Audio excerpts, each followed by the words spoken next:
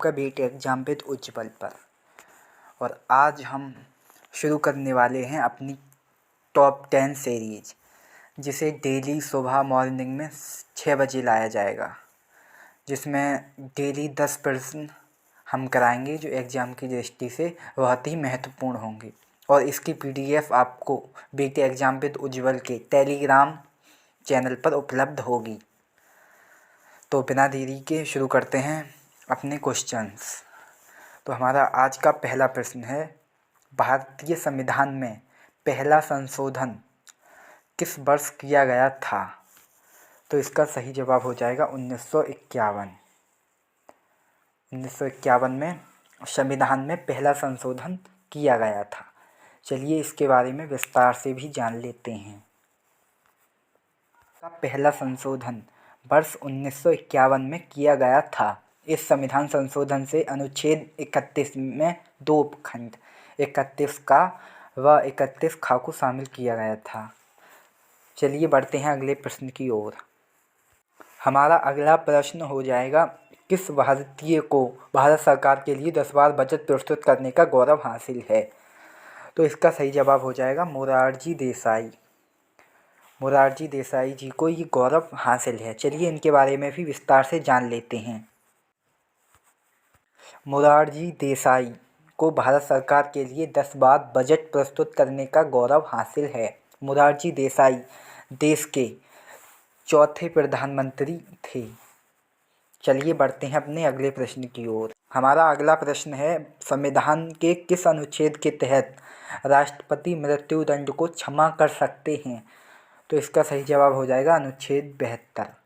अनुच्छेद 72 के तहत राष्ट्रपति क्षमादान की शक्ति प्राप्त है। इसके बारे में विस्तार से भी जान लेते हैं। भारतीय संविधान के अनुच्छेद 72 के अनुसार राष्ट्रपति को क्षमादान की शक्ति प्राप्त है। इसे भी याद रखते चलें। हमारा अगला प्रश्न है, निम्नलिखित व्यक्तियों में से कौन 1870 में लोक सेवा में पहले भारतीय सदस्य थे? तो इसका सही जवाब हो जाएगा सत्येंद्र नाथ टैगोर। सत्येंद्र नाथ टैगोर 1870 में लोक सेवा में पहले भारतीय सदस्य थे। इसे याद रखें। हमारा अगला इम्पोर्टेंट प्रश्न है, 1947 में स्वतंत्र भारत की प्रथम कैबिनेट में शिक्षा विभाग का प्रभार किसके पास था? तो इसका सही जवाब हो जाएगा मौलाना अबुल कलाम आज़ाद। ये प्रभार मौलाना अबुल कलाम आज़ाद के पास था। तो इसके बारे में हम विस्तार से देख लेते हैं। 1947 में स्वतंत्र भारत की प्रथम कैबिनेट में शिक्षा विभाग का प्रभार मौलाना अबुल कलाम आज़ाद के पास था, जिनका कार्यालय अगस्त 1947 से फरवरी 1958 तक चला था। हैं अगले इम्पोर्टेंट प्रश्न की ओर। अगला प्रश्न है हमारा, जनवरी 2019 तक भारतीय संविधान में अनुच्छेदों की संख्या कितनी है? तो इसका भी सही जवाब हो जाएगा 448। इसके बारे में विस्तार से भी जान लेते हैं।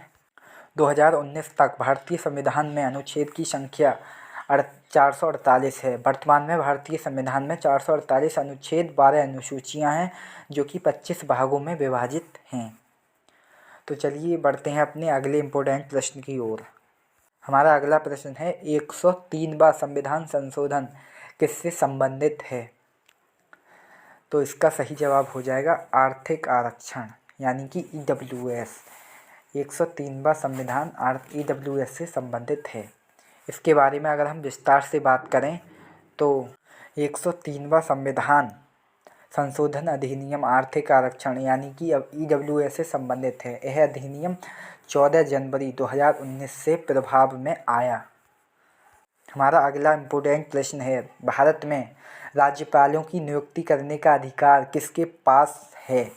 तो इसका सही जवाब हो जाएगा राष्ट्रपति। ये अधिकार राष्ट्रपति के पास है। अगर हम विस्तार से इसके बारे में बात कर लेते हैं, भारत में राज्यों के राज्यपालों की नियुक्ति करने का अधिकार राष्ट्रपति के पास है। अनुच्छेद 155 के तहत राज्यपाल की नियुक्ति राष्ट्रपति द्वारा की जाती है।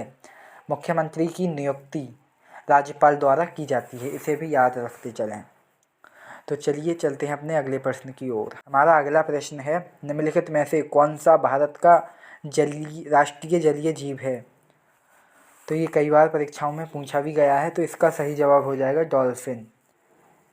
डॉल्फिन भारत का राष्ट्रीय जलीय जीव है। चलिए इसके बारे में विस्तार से भी बात कर लें।